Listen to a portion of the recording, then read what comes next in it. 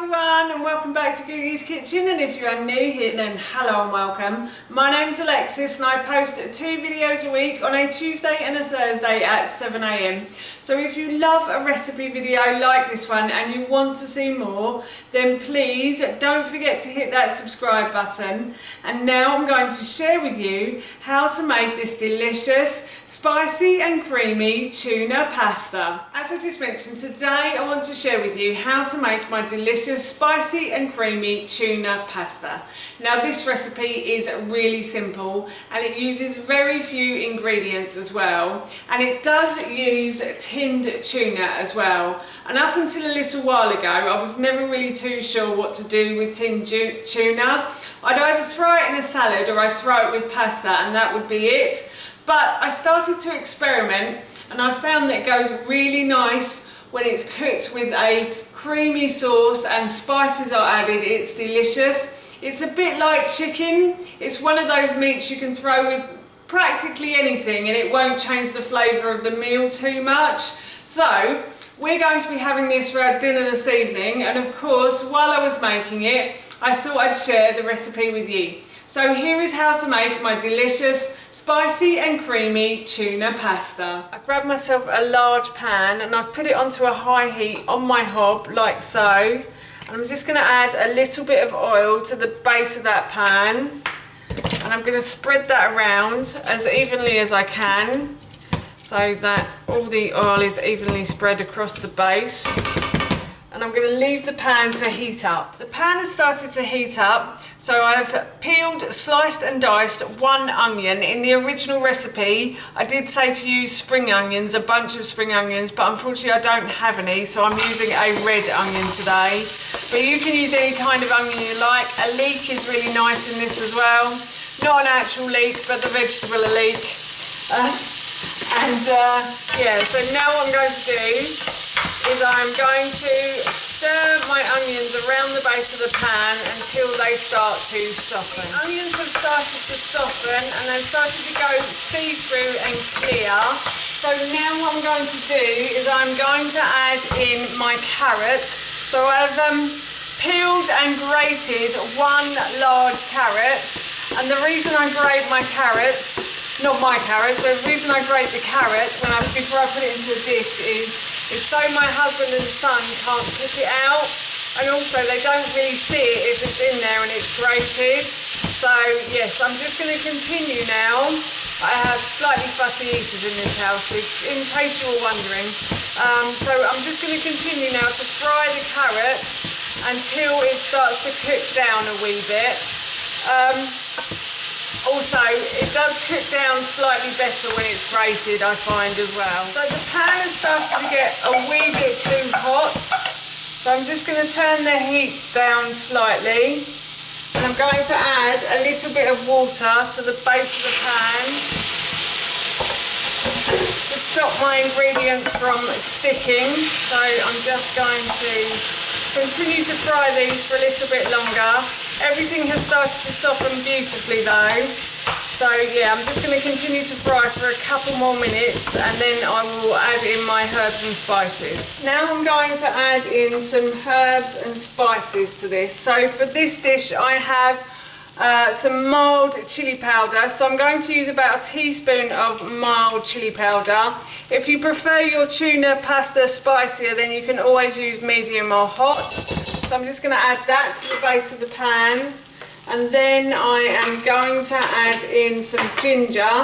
Now I did say a teaspoon of ground ginger, but I haven't got any, so I've just done a teaspoon of, well, about half a teaspoon of fresh ginger that I've just grated. So I'm going to put that down, and then I've also got some ground sweet cinnamon as well.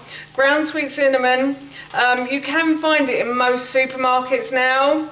It's quite common in British supermarkets, so if you want to use, but if you can't get it then you can always use ground cinnamon.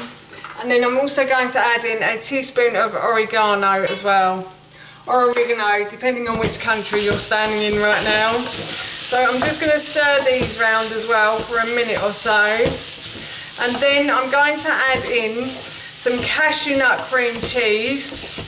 And the recipe for my cashew nut cream cheese, I will link in the description box below for you. It's really easy to make, but it does take a little bit of time. You do need to soak the cashew nuts overnight in the fridge, but after you've done that, it only takes about 5 minutes to make. Or if you don't want to use cashew nut cream cheese, then you can always use ordinary cream cheese or even low-fat cream cheese, if that's what you like. So I'm going to add in the cashew nut cream cheese now, and I've done a full cashew nut cream cheese as well for this. Smells so good now. So I'm just going to stir that in like so. And if the cashew nut cream cheese or the cream cheese is a bit too thick, then you can always add a little bit of milk as well. If it's a bit too thick and creamy for you, then you can add milk. The thing with cashew nut cream cheese is the longer you leave it on the hob, the thicker it starts to become. So you do need to keep an eye on it if you are using this, and you will need to add a bit of milk. So I'm going to go and get some milk now. I've grabbed the milk and I'm just going to add a little bit to the cashew nut cream cheese, probably about 50 mils or so, and I'm just going to stir it in, and hopefully that will make the sauce a little bit runnier. It depends how thick you like your cream cheese sauce, I suppose. If you like it a bit runnier, like us, then just add more milk to it, basically, is what I say. And now what I'm going to do is I'm going to add in my tuna. So I've just got to go and open the tuna. I won't be a moment. I have opened the tins of tuna. So I'm going to add the tuna to the sauce, and then I will cook the pasta off, and I'll add that in as well. So I've got 3 tins of tuna here, and I seem to think that that does us quite well. It may seem like a lot to you, but I currently need a lot of protein at the moment. So, and Ted really likes tuna, and so does Howard as well, actually. So it's a good meal, and I know it will be eaten as well. If you only wanted to add 2 tins of tuna, then you could. Or if you're a family that likes the tuna and likes having a tin each, then you could add 4 if you wanted to as well. That's the great thing about this dish, is you can adapt it to what you want to eat. So, and now I'm just going to add a little bit of salt before I mix everything together, and I'm also going to add a little bit of pepper as well to the dish, only a touch, because as I always say, I'm serving this to my son, who doesn't like it too peppery, but he doesn't mind a little bit. And I'm just going to stir these ingredients together now like that. And I'm going to go and cook my pasta. I have cooked my pasta as per the packet instructions. So I'm going to add the pasta to the sauce, not the other way round. And I also have a little bit of the water as well that I'm going to add into the sauce, like so. And I'm just going to mix the pasta into the sauce. And then I'm also going to add a couple of handfuls of spinach as well.